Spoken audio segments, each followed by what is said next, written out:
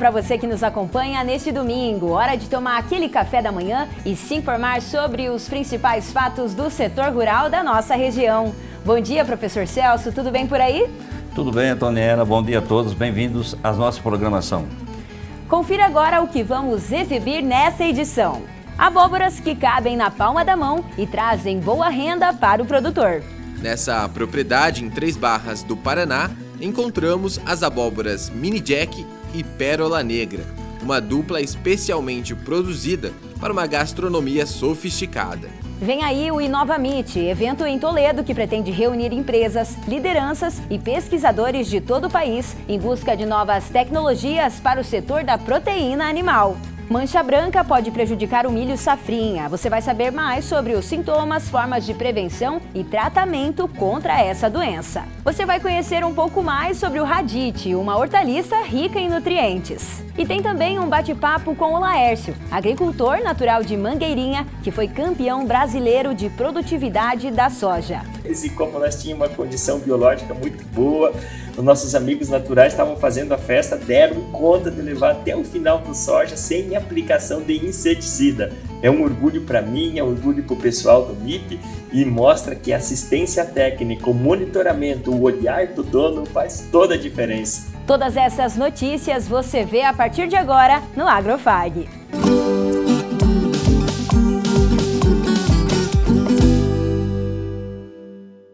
A equipe do Agrofag foi até Três Barras do Paraná para conhecer uma plantação diferente, de mini abóboras. Foi na propriedade do Wellington e da esposa dele, a Elisa. E olhem só que interessante. As abóboras, conhecidas como Mini Jack e Pérola Negra, cabem na palma da mão. Mas são pequenas só no tamanho, já que oferecem uma grande rentabilidade ao produtor, podendo chegar a R$10 a unidade. E elas atendem a um público específico que gosta de gastronomia sofisticada. A reportagem completa sobre as mini abóboras você vai assistir daqui a pouco, ainda nesse bloco do programa. Eu tenho certeza que você vai gostar. Além de fortalecer o sistema imunológico e ajudar na digestão, o radite é uma boa opção para complementar a salada e também pode ser protagonista de receitas quando cozido ou assado. A Isa nos conta mais sobre essa hortaliça.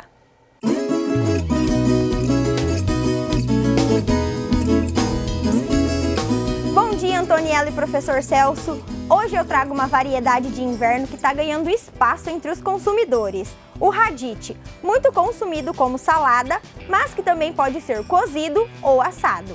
Ele pertence à família da chicória e é de origem italiana. A maioria dos radites são vermelhos e por isso é confundido por muitos com o repolho roxo. Mas essa confusão é só visual, já que ele tem uma textura crocante e um sabor amargo característico. Além da variedade que temos aqui na Fazenda Escola, chamado de radite vermelho, você pode encontrar no mercado o radite variegado, com as folhas verdes e nervuras vermelhas, assim como o radite branco. Os principais benefícios são fortalecer o sistema imunológico, auxiliar na desintoxicação do corpo e ajudar na digestão. E você que tem interesse em cultivar essa hortaliça, saiba que o Paraná está entre os estados mais produtores do país. O seu manejo é semelhante à da cultura do alface e a colheita ocorre aproximadamente 50 dias após semeadura. E se você acha o sabor do radite muito amargo, aqui vai uma dica para diminuir o amargor. É só lavá-lo em água morna. Não deixem de nos acompanhar no @agrofag para ficar por dentro de mais variedades como esta. Nos vemos no próximo domingo e até lá!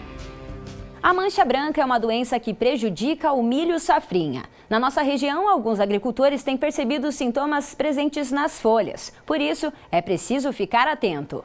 Nós estamos no início do outono e essa condição aqui, céu nublado, pouca luminosidade, favorece uma das doenças que atingem o milho safrinha. É a mancha branca, ou melhor, o complexo de mancha branca, né, professor Geller? E hoje você vai explicar um pouquinho para quem está nos assistindo como é que essa doença se manifesta e quais são as suas características. Vamos começar falando por que complexo de mancha branca? Hoje se chama complexo de mancha branca, né? Uma vez que se descobriu recentemente que os patógenos que ocorrem não são mais um, como a gente imaginava antigamente, e sim pelo menos dois. A doença começa com uma infecção de bactéria, né? E depois aparece um fungo que assume o lugar onde está aquela lesão. Então a gente chama complexo, né, de doenças, porque são dois agentes causadores dessa doença. Quais são os sintomas da mancha branca? Então, como de início aparece então a mancha bacteriana. Quem surge inicialmente é a bactéria, chama Pantoa, né? Então, tendo aquele sintoma em anasarca, que a gente chama, ou seja, um sintoma molhado, inicialmente uma mancha molhada, parecendo queimado de óleo ou de gasolina, né? Depois essa lesão evolui e ela acaba ficando seca, bem marginalizada, de cor branca, né? E aí, quando isolado, surge um fungo desse local. Portanto, então, é uma associação simbiótica de uma bactéria com um fungo. E a gente comentou um pouquinho dos sintomas, mas para que os produtores consigam ver bem certinho, tem algumas especificações, ela acontece bem na folha, né, da planta. Exato, ela surge nas folhas inferiores da planta, inicialmente, né, como uma lesão molhada e que depois evolui para aquela lesão seca, tá? Então fica uma mancha bem definida, branca, com bordos bem definidos também e que se alonga. Pode surgir, dependendo do cultivar ou híbrido, desde cedo, tá? Então é um problema se o agricultor não acompanhar junto com o seu técnico a área e ele não perceber, é uma doença grave para alguns materiais. Alguns híbridos são extremamente sensíveis ou suscetíveis e que pode levar a danos até enormes se não for controlada. A gente comentou no início as condições favoráveis para o aparecimento dessa doença, mas o que faz com que ela aconteça realmente? Esse fungo e essa bactéria, né, têm características específicas de ambiente. Preferem, primeiro, áreas de milho com altitudes superiores a 600 metros, né, quando os dias não são tão quentes, né, temperaturas médias aí elevadas até 25 graus, e noites mais fresquinhas. Hoje é um dia especial, porque o céu está nublado, inclusive também ajuda tanto a bactéria como o fungo a se desenvolver. Nesse momento, praticamente são condições de bactéria, e depois vem um fungo que entra na mesma lesão e toma conta, tá? Além das condições ambientais, quais são os outros fatores que fazem com que esse fungo surja e atinja as culturas? Uma característica da sobrevivência desse fungo, né, que vai ocorrer nessa lavoura, é que ao final, após a colheita, esse fungo tem dentro do seu ciclo de vida a capacidade de sobreviver, primeiro, nos restos dessa própria cultura, tá? Porque aqui vai sobrar resto cultural de milho por um bom tempo, né? E também sobre plantas alternativas ou plantas hospedeiras outras, que margeiam aí a cultura. Claro, sempre da família do milho, né? Então o resto cultural é a principal forma de inóculo, que a gente chama, né? Que é manutenção desse fungo. Ele vai estar num estado de dormência praticamente, né? E que no ano seguinte, então, ele volta a atacar a cultura. Quais são as principais indicações para a gente fazer tópicos aqui para trazer para os produtores? O primeiro, o agricultor deve conhecer o histórico da sua área, né? E saber se naquele local tem ocorrido frequentemente a mancha branca. Tá?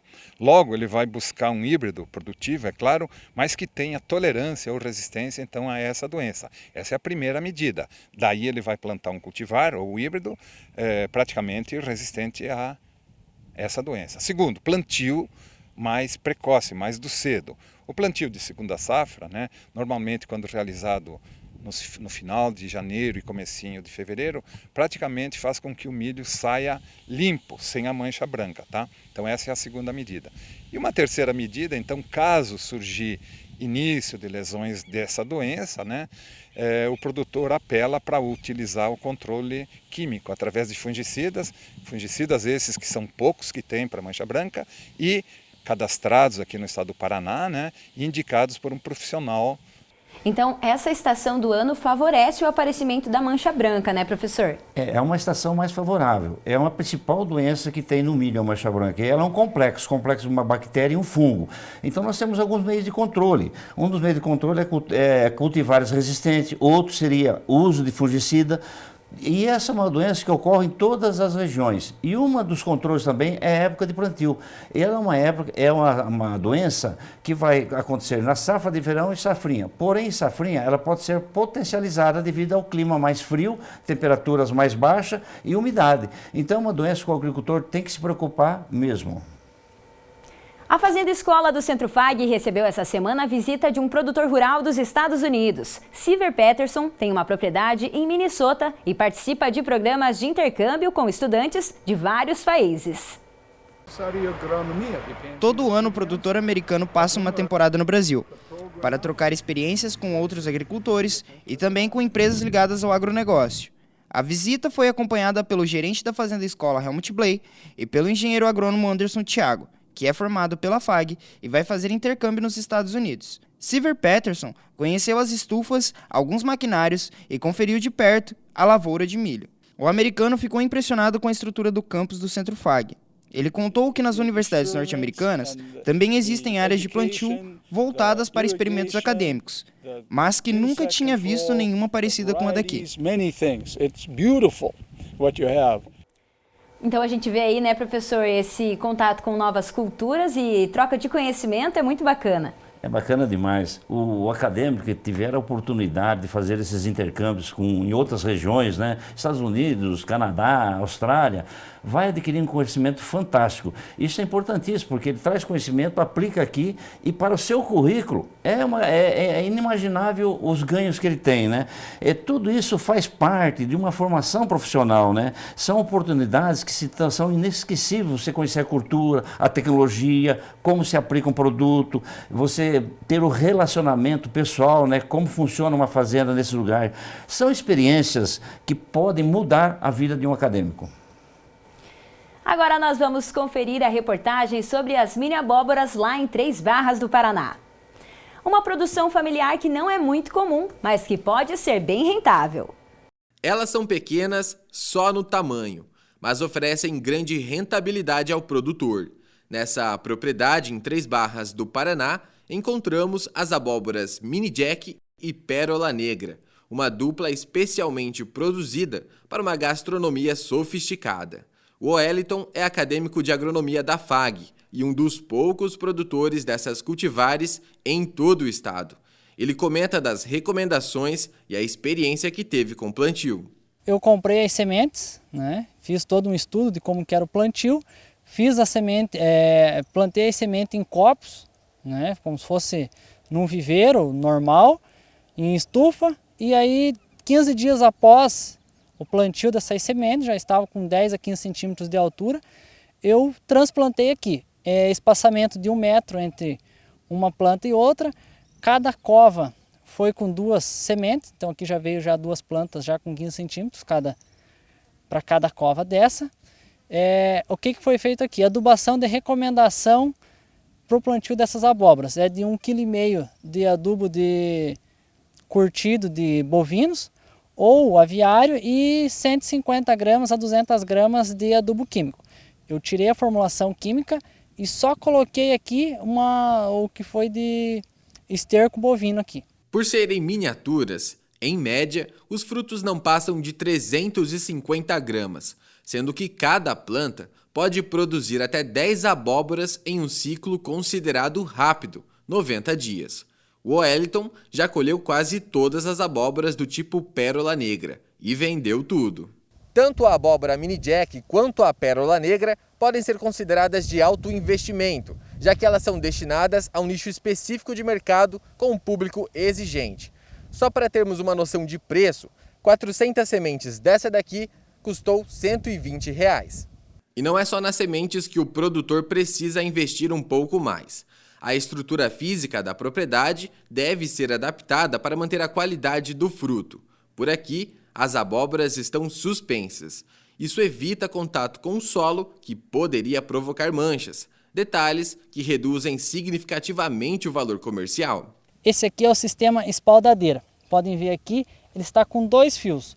Para a parreira e para a abóbora Mini Jack, Pérola Negra e algumas outras culturas, ou até mesmo o pepino, você faz tutoramento com 2 a 3 fios. Mas aqui ela está improvisada por quê? Porque esse espaço aqui ia ser amora preta. Como o clima não ajudou mês de dezembro aí para frente, novembro e dezembro, o que aconteceu? Sobrou esse espaço, com a conversa com o professor Marreiros, eu adaptei esse plantio aqui dessas abóboras. Então é um sistema espaldadeira focado para fissales, amora e framboesa, então aqui ele está sendo adaptado a esse sistema, por isso que elas estão caindo. Se fosse mais fios, ela estaria um tutoramento um pouco melhor do que ela está aqui. E também é feito esse tutoramento, por quê? Pela qualidade do fruto. Tanto a abóbora mini jack como a pérola negra são para pratos específicos. Então a atração do prato é essa abóbora aqui, recheado com estrogonofe, recheado com camarão, requeijão, outras coisas, mas a atração do prato é esse aqui. Então, como que eu vou deixar uma abóbora dessa aqui ficar em contato com o chão para manchar ou pegar algum risco? Como essa aqui ainda ficou em contato aqui com o fio, ela tem uma ranhura. Pequena, mas ainda passa. O que acontece? Se ela ficar em contato com o chão, manchar, ela perde a qualidade, perde valor. Então esse aqui é vendido por unidade, não é por quilo, diferente das abóbora cabotiá ou abóbora comum. Então ela tem alto valor agregado. Manchou, perdeu o valor comercial dela. Ela tem que ser vendida como um valor normal de uma outra abóbora. Evitar danos físicos nas abóboras é uma tarefa difícil para os produtores. Elas são tão sensíveis que até mesmo a própria flor do fruto pode provocar manchas na casca. Se não tomar o cuidado de retirar quando ela passou a parte de polinização, que ela já fez o processo dela, se deixar secar no fruto, como aqui, ó, se deixar, essa aqui não tocou a abóbora, mas tem algumas que ela encosta aqui e como vocês podem ver ali depois, ela mancha. Então perde valor também, ela vai manchando a casca, vai fazendo como se fosse uma pipoquinha na casca. E por falar em preço, a mini jack é vendida por R$ 5,00 a unidade. Já a pérola negra, pelo dobro do valor. A produção dessas abóboras está em fase de testes nessa propriedade, mas vender não é o problema. O desafio é atender a alta demanda. A Elisa é quem cuida dessa parte. Ela lembra que tem dias que os pedidos se acumulam. Conforme a gente vai colhendo, a gente vai informando para as pessoas quantas a gente vai ter à disposição. Porque normalmente eles falam, quero 3, quero 4, quero 5. Aí às vezes a gente não tem todas, né, que ainda não estão prontas para venda. Aí a gente faz uma lista de espera e informa assim que possível que estão prontas, aí a gente faz as entregas. O sucesso dessas abóboras vai além da simples curiosidade do tamanho. Está no sabor inconfundível, na infinidade de combinações com outros alimentos e no rápido modo de preparo.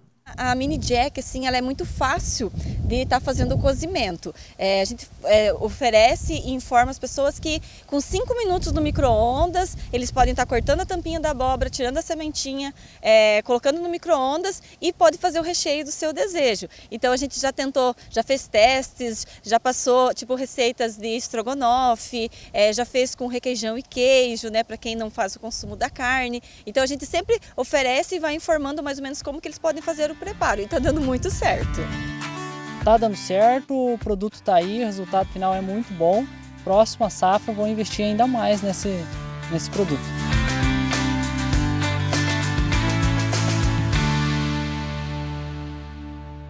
Por enquanto, a comercialização das abóboras está acontecendo entre os vizinhos e os amigos do Wellington e da Elisa. Mas a ideia do casal é ampliar a produção para restaurantes de toda a região.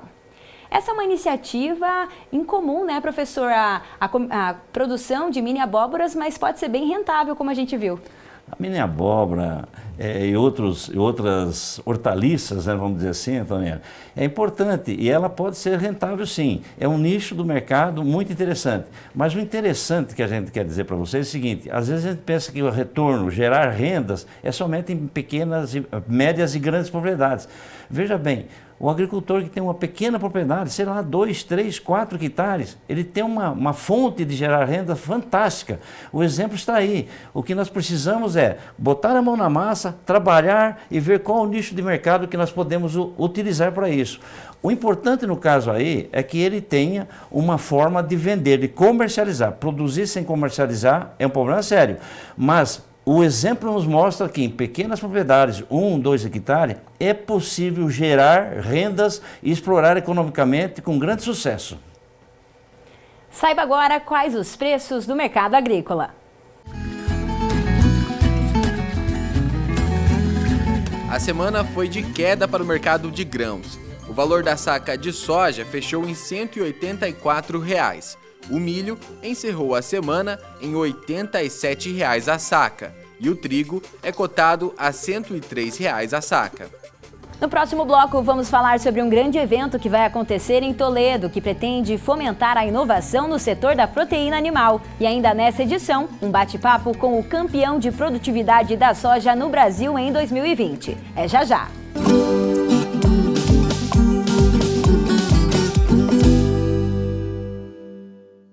Hospital Veterinário FAG, para todos os bichos, todos os horários. Tigres, leões, cavalos, gatinhos ou dogs, pássaros, jacarés, ratinhos ou cobras. O HVet FAG é o maior hospital veterinário do Paraná, o único a oferecer atendimento 24 horas para qualquer animal, independente da complexidade. Conheça nosso Clube do Mascote, vantagens exclusivas para pets e animais exóticos. Se você ama, nós cuidamos. Hospital Veterinário Centro FAG, Cascavel, ligue pra gente, 4533213772.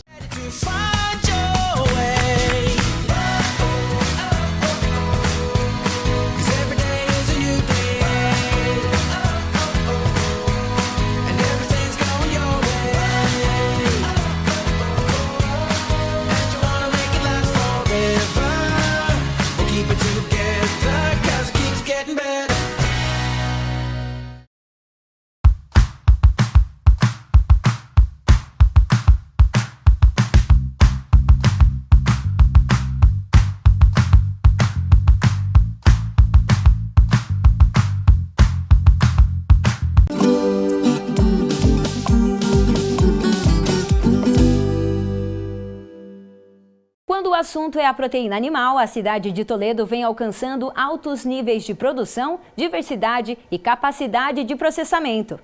Não é à toa que ela é considerada como a capital paranaense do agronegócio, por ter conquistado 8 vezes o topo do ranking do valor bruto da produção agropecuária, com crescimento médio de 30% ao ano. Confira na reportagem os motivos que levaram Toledo a ter esse desempenho. Essa é a cidade de Toledo, moradia de 150 mil pessoas.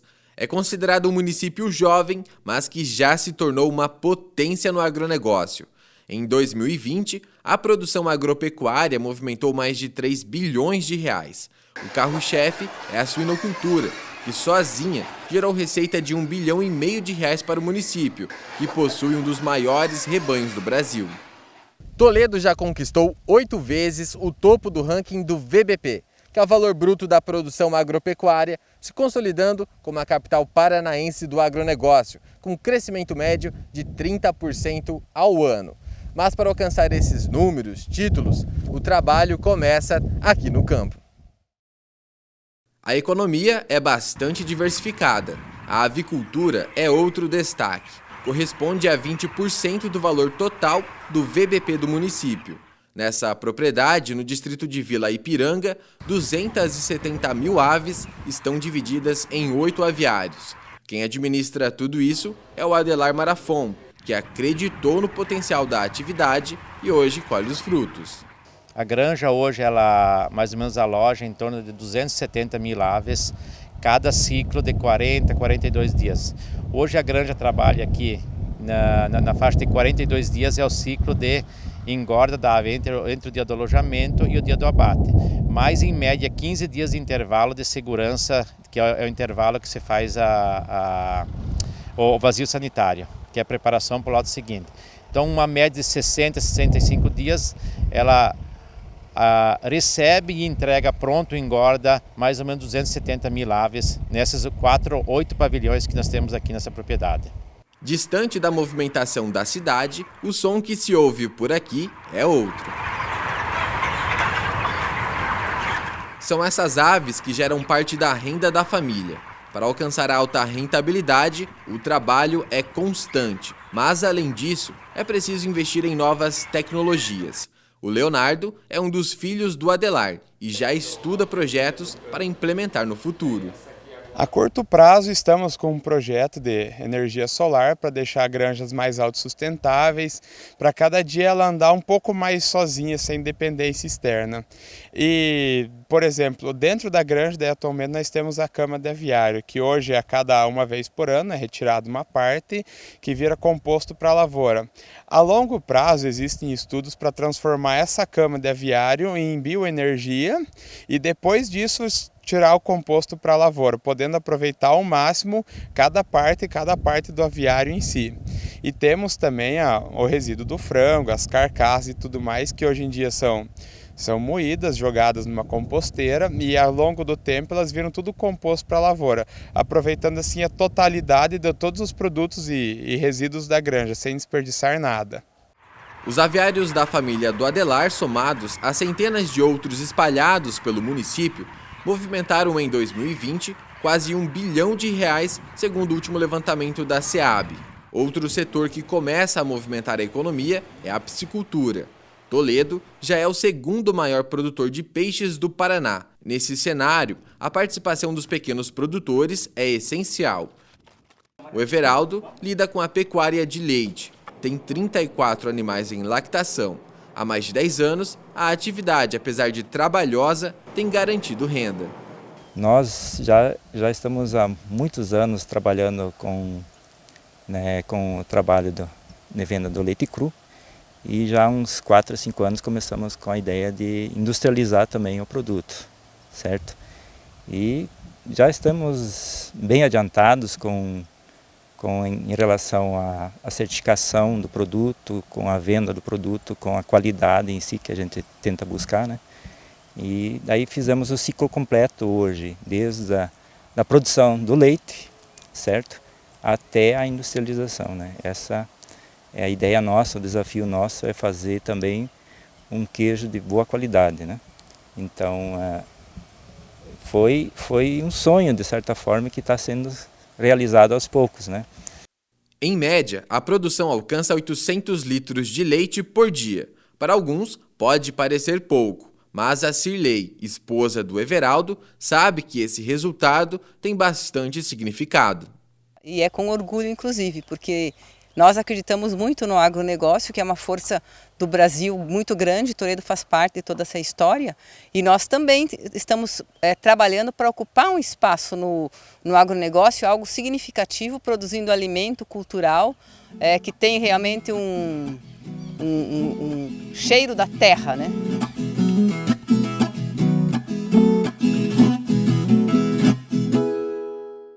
É muito bacana a gente ver esse crescimento e o desenvolvimento da cidade de Toledo quando o assunto é a proteína animal. E para a gente continuar falando sobre isso, aqui no estúdio a gente recebe o secretário de Agronegócio, Inovação, Turismo e Desenvolvimento Econômico de Toledo, Diego Bonaldo. Seja muito bem-vindo. Muito obrigado pelo convite, Antoniela.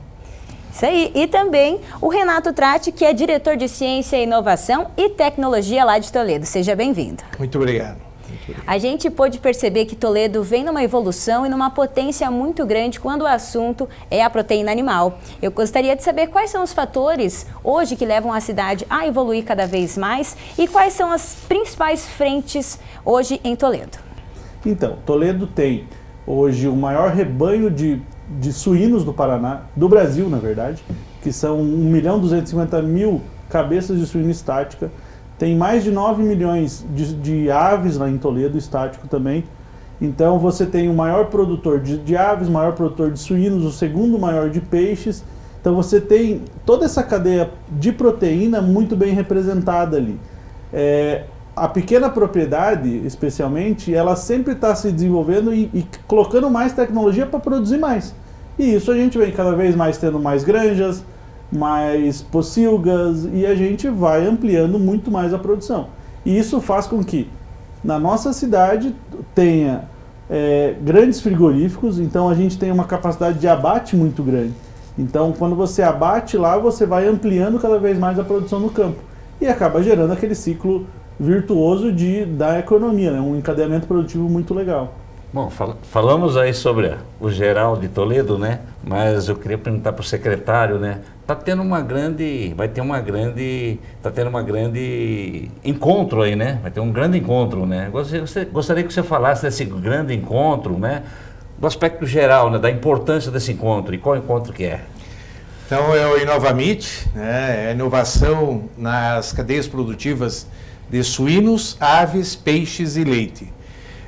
A ideia é mostrar o que existe de tecnologia, o que existe de inovação para causar assim um furor de opa, quero ver uma coisa, preciso fazer uma coisa diferente. E esse conhecimento ele é fundamental para o desenvolvimento. Você só vai evoluir ou aplicar uma tecnologia se você conhecer. E se ela for validada e informada por pessoas de renome. Então, nesse evento, nós estamos trazendo o que há de melhor em termos de informação e conhecimento. Tanto é que um dos grandes parceiros do InovaMeet é a Embrapa Suínos e Aves. Eles vão coordenar aí 3 painéis dentro de várias áreas no InovaMeet.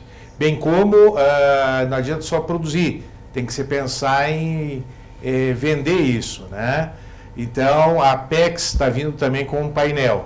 Então, tem toda uma estrutura de formação, que seria os minicursos, toda uma estrutura de discussão, que são as palestras. Então, esse trabalho, esse encontro, ele vai girar, então, desde o início da genética até a produção final, quer dizer, só para deixar o público sabendo, né? É uma discussão ampla mesmo, né? Com as pessoas ou com outros grupos também participando. Vai desde a genética, da área de laboratórios, até a boca do consumidor, né? Que isso também foi pensado nesse evento, como, por exemplo, o caminho do queijo, né?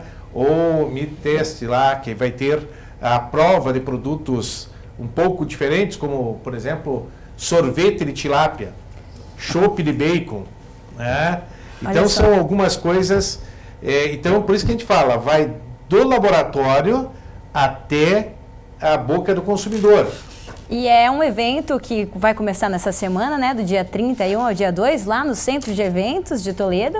E quando a gente fala de inovação, a gente pode ver aí exemplos que você trouxe, mas acredito que também tem muita inovação no sentido de combater aí alguns gargalos que a gente tem dentro do agronegócio, né, dentro dos setores que envolvem a proteína animal. Vocês podem citar para a gente algumas das palestras que vão aí trabalhar alguns gargalos que a gente tem hoje?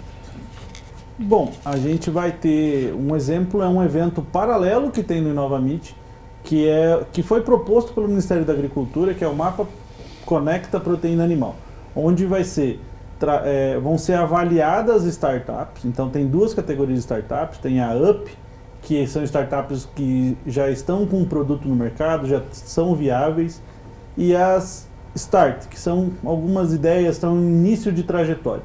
E essas startups serão apresentadas a investidores e também a cooperativas, integradoras, empresas que podem usar as soluções delas. Para quê? Para que a gente possa, com essa validação, levar elas ainda mais para o mercado e elas possam atuar. Então você traz a parte de tecnológica, os estudantes ou empreendedores, para dentro das cooperativas, para dentro das empresas, para ajudarem a solucionar problemas. Além disso, a gente vai ter um outro encontro que é de biogás, para discussão dessa cadeia de biogás, porque a gente tem hoje um problema que a gente está em voga, está sendo muito falado, que é uma questão de fertilizantes, e como a gente pode usar esse dejeto suíno, que hoje, de certa forma, é um problema, mas de uma forma, pensar em sustentabilidade, como é que a gente pode transformar ele em energia e também transformar ele em fertilizante. Que há já esse caminho desenhado, só que falta validações ainda maiores para que cada vez mais tenha esses projetos no campo, onde vai resolver esse problema do dejeto e vai aumentar a nossa produção ainda mais. É um evento muito importante, né? A gente está percebendo aí que vocês estão trabalhando com pessoas, vão dar palestras muito capacitadas.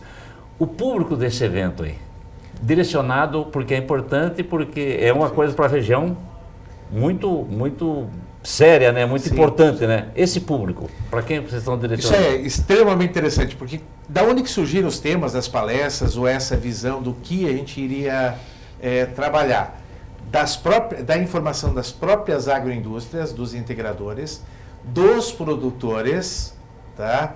E, obviamente, das instituições de pesquisa como a Embrapa.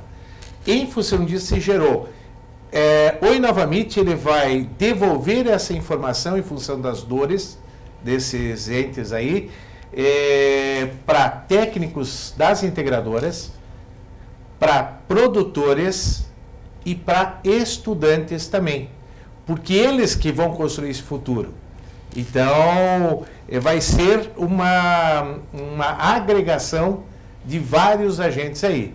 Então, técnicos de integradoras, produtores rurais, e aí que entra o papel importante do sindicato, das integradoras, entra o papel importante da Associação Comercial Empresarial de Toledo, que é a organizadora do evento. A Prefeitura entrou em dar o apoio nesse sentido.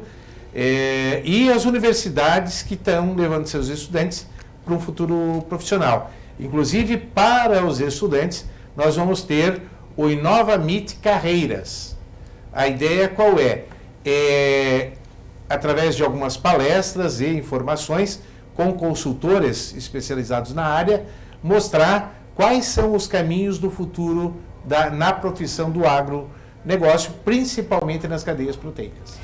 Eu acho que esse cenário que você traz, Renato, relembra muito um dos objetivos do evento em si, que é criar um ecossistema, né? É uma relação de conexão entre todos esses participantes do evento. Sim. A Secretaria também está preocupada com isso, né? De criar essa conexão, essa troca de conhecimento.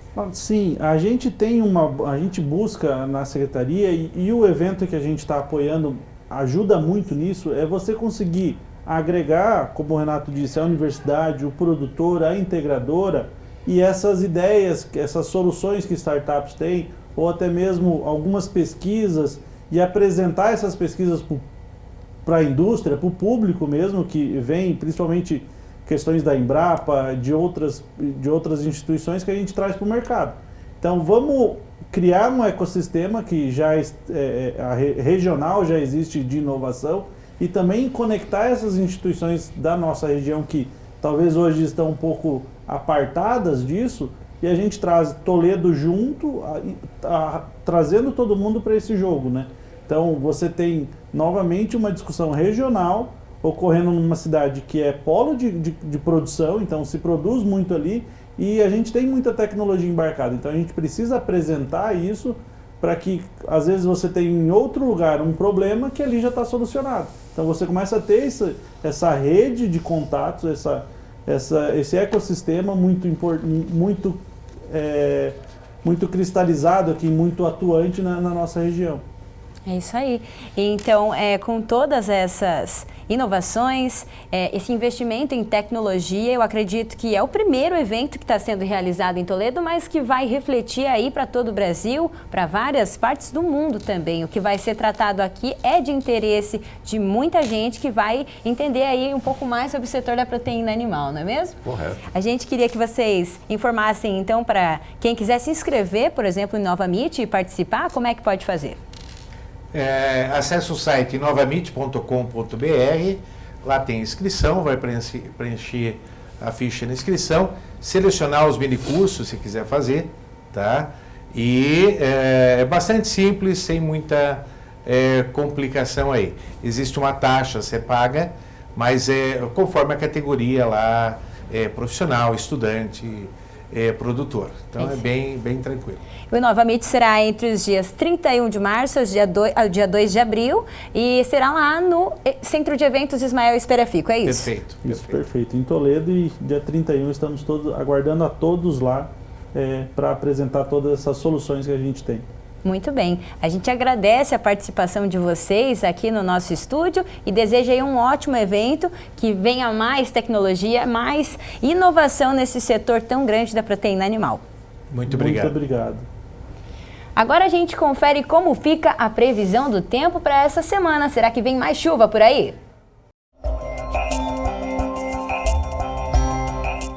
Com a chegada da frente fria, a região oeste do Paraná segue com um tempo instável e temperaturas em queda, mas com risco reduzido de temporal. Em Cascavel, a semana deve começar com céu claro e máxima de 28 graus.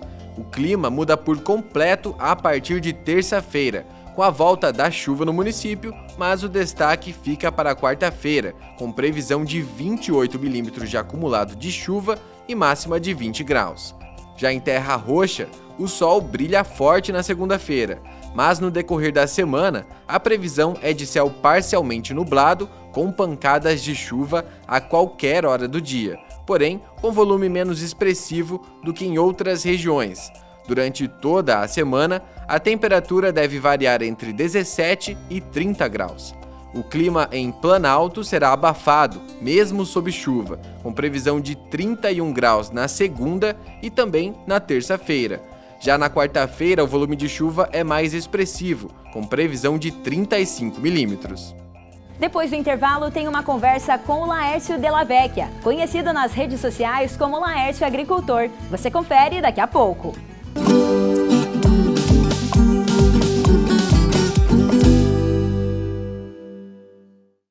Conectados ao mundo. Somos todos. Somos um só. Somos muito mais. Global Connection. Descubra um novo programa de pós-graduação Centro Universitário FAG. Acesse o site e conheça os cursos disponíveis. Conexões internacionais e experiências transformadoras. fag.edu.br/pós. Inscrições pelo fone 4533213964. Pós-graduação Centro FAG. Global Connection. Realize.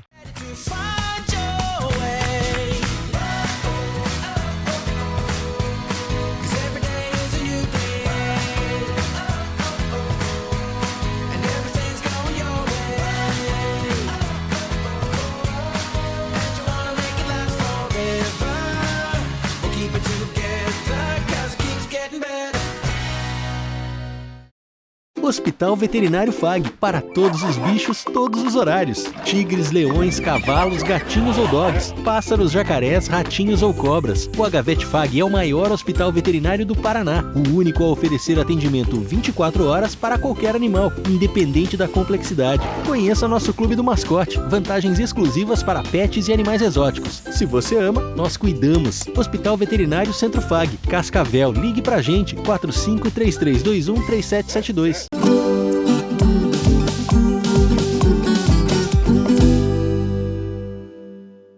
Ele é de Mangueirinha, no sudoeste do Paraná. Faz sucesso no Facebook, no YouTube e também no Instagram, com milhares de seguidores. O motivo são as dicas que ele passa através dos vídeos, sempre orientando sobre as boas práticas agrícolas e a preservação do solo. Você vai conhecer agora o Laércio Della Vecchia. Olá, amigos! Hoje estamos no dia 9 de fevereiro de 2022, realizando a colheita do soja e o plantio do feijão safrinha, ó. A plantadeira vai esperando a máquina colher e assim que sai uma safra, já entra a próxima, né? Nós, agricultores, estamos sempre focados. Se tem alguém que tem esperança, é nós, produtores, sempre acreditando, com muita fé, seguimos colhendo e plantando. Então eu queria comentar, falando um pouco sobre os benefícios da rotação de cultura com milho verão. Olá, amigos! Hoje estamos no dia 2 de março de 2022, realizando a colheita do milho, em especial essa área é a área em que nós optamos por deixar um pedaço dessa lavoura sem o uso de dessecante em pré-plantio. Nós plantamos completamente no verde e após o milho nascer, quando o milho estava no palitinho, nós fizemos o herbicida. Vamos avaliar para nós ver como que está o nosso solo. Olha que interessante. Aqui, vamos olhar bem para essas imagens. Aqui onde é que nós estamos é com o plantio no verde. Olha só que interessante que ficou a cobertura do solo. Hoje nós conversamos com ele, o Laércio Dalla Vecchia, que acumula diversos seguidores e pessoas que gostam muito do trabalho dele e acompanham nas redes sociais. Os inscritos no YouTube já passam de 11 mil, no Facebook são mais de 40 mil pessoas que acompanham ele também. Laércio, seja muito bem-vindo ao Agrofag, a gente já acompanha o seu trabalho e gosta muito também de como você transmite o seu amor pela agricultura. Seja bem-vindo. Boa noite, Antoniela, tudo bem? Aos amigos ouvintes, é uma satisfação imensa estar aí nesse importante meio de comunicação, levando adiante essa mensagem da agricultura sustentável, da agricultura de bons princípios. Como você mesmo falou, Antoniela, eu sou apaixonado pela agricultura, todos os meus descendentes, meus avós, meus pais, todas as raízes vieram da agricultura e hoje tento passar isso para os meus filhos e eu gosto muito assim de compartilhar as boas práticas agrícolas, porque tudo o que eu sei, tudo o que eu aprendi com outras pessoas através de mensagens, através de visitas, através de troca de experiências que deram certas e troca de experiências que deram errado. Cada vez que a gente compartilha algo novo, as mensagens sempre voltam, mais mensagens, mais informação, mais conhecimento, mais compartilhamento. Então, esse é uma corrente do bem. Essa troca formada por essa corrente do bem é muito legal, né, Laércio? A gente acompanhou alguns vídeos seus na lavoura, na prática. Quando isso começou? Quando a tua vontade de transmitir informação e conhecimento para as pessoas teve início? Então, nós começamos há cerca de uns 5 anos atrás fazer alguns vídeos assim, e eu nunca pensei que fosse tomar tamanha proporção. Mas assim, ó, eu gosto muito de transmitir isso porque tudo que eu sei veio de outras pessoas, outros me transmitiram, não é eu que inventei. Isso, então, é algo que eu estou compartilhando, algo que muitos já fazem. E a gente vai colocando as boas práticas agrícolas, a essência da agricultura sustentável na prática, e a gente vê resultados formidáveis. A gente consegue ter, por exemplo, uma baixa no custo de produção, um aumento de produção. Então, eu acho muito interessante levar essa mensagem positiva para outros produtores, engajar muitas vezes uma curiosidade. O que ele está fazendo que eu posso fazer? Sabe, eu acho bem legal a gente levar para frente essa corrente de boas informações. Então, nós vem ganhando força diariamente as redes sociais, e a gente deve usar essa ferramenta para proporcionar coisas boas, né? A gente tem opção. O que a gente vai fazer? Vamos sempre pensar positivo. É claro. E falando então sobre as boas práticas agrícolas, eu queria que você comentasse um pouquinho quais são as principais delas que você tem na sua propriedade para gerar mais sustentabilidade e ter um sistema que seja rentável. Vamos começar então falando um pouquinho sobre o solo, que é algo que dá a base para a agricultura, né, Laércio? Sim, com certeza. Vamos pensar o seguinte, a nossa agricultura é como se fosse um prédio alto, bonito, mas esse prédio ele precisa ter uma sustentação. E onde que está essa nossa sustentação? Está no nosso solo, é o nosso alicerce. Eu mesmo, como produtor, muitas vezes eu tentei colher bastante, mas o meu solo não estava bem preparado para suportar o meu prédio.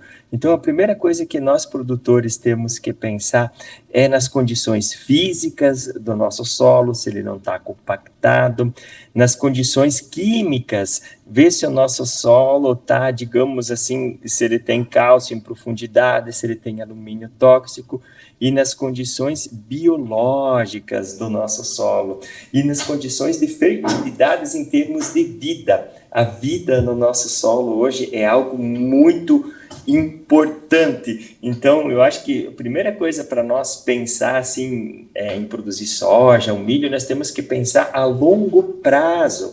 E nada melhor do que nós pensar no nosso solo, no agora. O que nós podemos fazer para o nosso solo? O solo reflete muito os nossos manejos. Se nós fizermos um manejo adequado, ele reflete em produção adequada. Se a gente faz algo de errado, ele também nos reflete nada de errado. E nós sempre temos que pensar que esse solo que nós estamos cultivando hoje, o quem que vai ficar com ele? São os nossos filhos, os nossos netos, então cabe a nós, produtor, cuidar com carinho, com atenção, com amor, que o solo responde ao nosso manejo.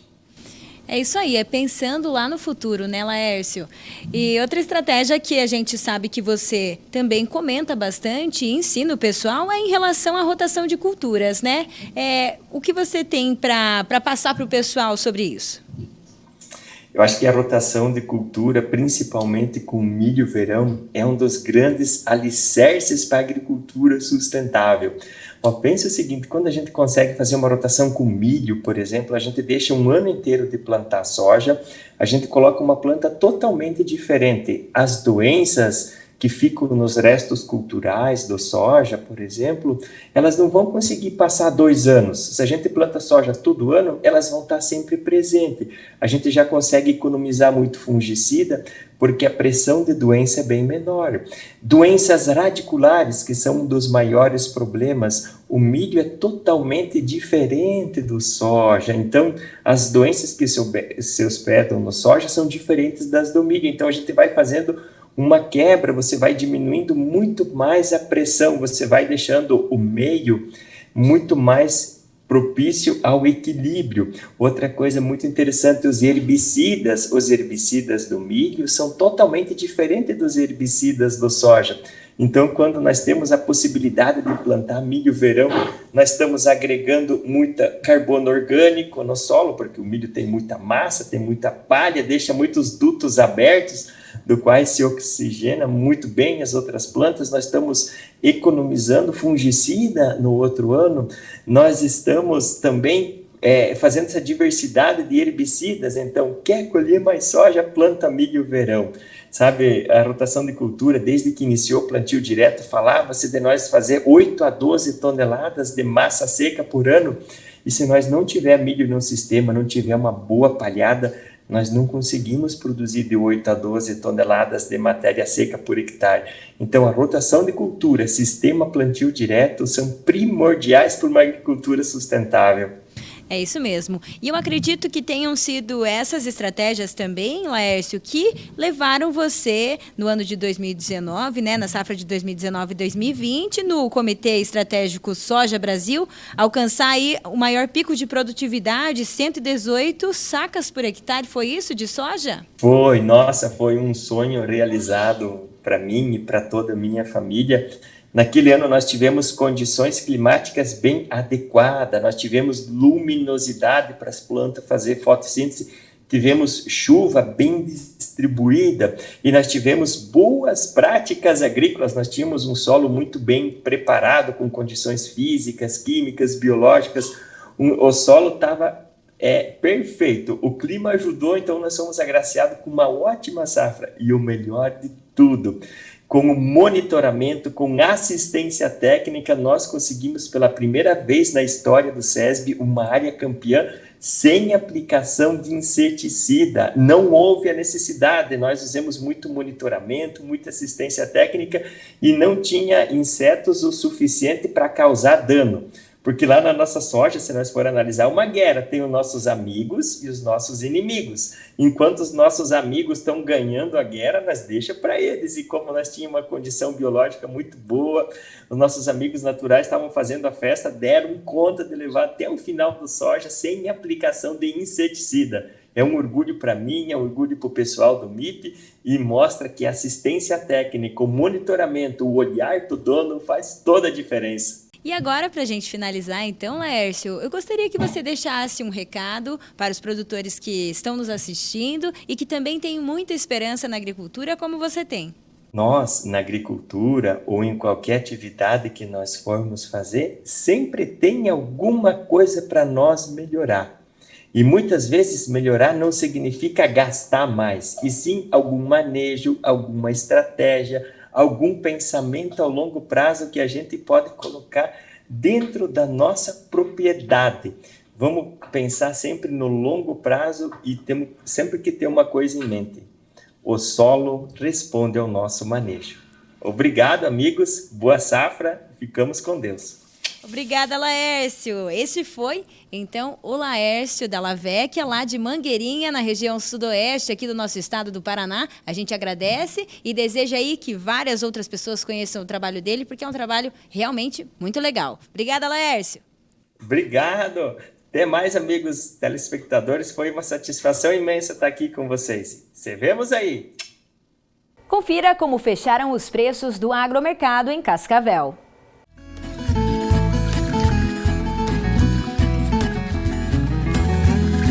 A arroba do boi gordo continua com variação de R$ 313.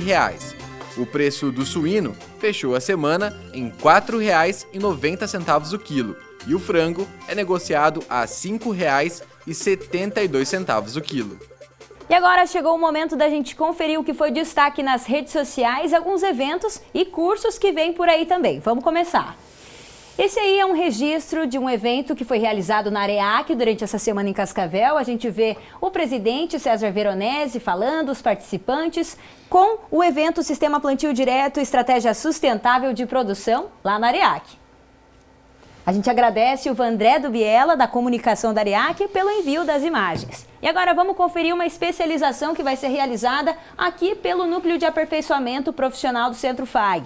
Bem-estar animal e lucratividade na bovinocultura de corte. Para mais informações, você que se interessou, você pode ligar no 3321-3755, que tem o WhatsApp, e também entrar em contato lá no e-mail contatopos@fag.edu.br. As aulas serão realizadas no dia 1º de abril, na próxima sexta-feira, das 8 da manhã até as 5 horas da tarde. Outro curso que a gente traz aqui é o de aperfeiçoamento em produção de aves. Para mais informações, também no 3321-3755, as aulas serão realizadas no dia 7 ao dia 22 de maio, sábado e domingo, das 8 da manhã até as 5 horas da tarde. Já esse é um curso de aperfeiçoamento para apicultura básica para produtores rurais. Será realizado na Agrotec dos dias 5 a 8 de abril, das 8 da manhã até as 5 horas da tarde. Para quem quiser saber mais informações e realizar sua inscrição, lá no WhatsApp 45-3218-1281 pelo Sindicato Rural de Cascavel. Outro curso realizado pelo Sindicato Rural, em parceria com o Sistema Senar, é o curso de produção artesanal de alimentos derivados de leite. Será no dia 16 e 17 de maio, das 8 da manhã às 5 da tarde, lá em Rio do Salto. Para contato, para saber mais informações e fazer sua inscrição, o telefone é o 45-98810-0342. Já esse aqui é um evento que vai acontecer lá na Areac, melhores TCCs da Agronomia FAG, e a gente está aí trazendo o convite do curso de Agronomia, convidando os acadêmicos, será às 7h30 da noite, na próxima quarta-feira, dia 30. Agora a gente vai ver alguns destaques lá do nosso Instagram. Esse aqui é um registro que foi feito pela Marielle Favinha, acadêmica de agronomia, que mandou a foto do mandarová da mandioca. Elas estavam tendo uma aula e aí registrou esse momento. Esse mandarová pode ser bem prejudicial para as lavouras de mandioca, né, professor? Com certeza, com certeza. Ele tem uma alta capacidade aí de se alimentar das folhas, né? É altamente destrutivo. É isso aí. E esse é um vídeo feito pelo Márcio, que é da empresa Drones Foco Aplicações Aéreas, mostrando aí a lavoura do milho, em que ele faz a aplicação de defensivos agrícolas com o uso dos drones. Ele sempre está participando aqui com a gente no Agrofag. Valeu pela participação, Márcio.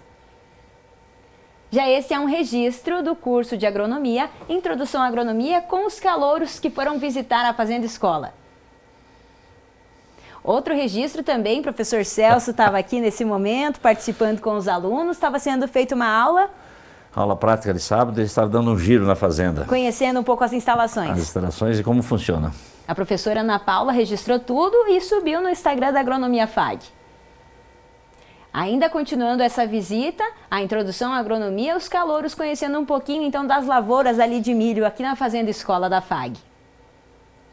Com esse registro, a gente termina o momento das redes sociais, mas eu quero reforçar aqui para vocês, gente, que é para participar com a gente aqui no Agrofag. O nosso WhatsApp é o 4533213970, o nosso Instagram, @agrofag, Facebook também, muito fácil.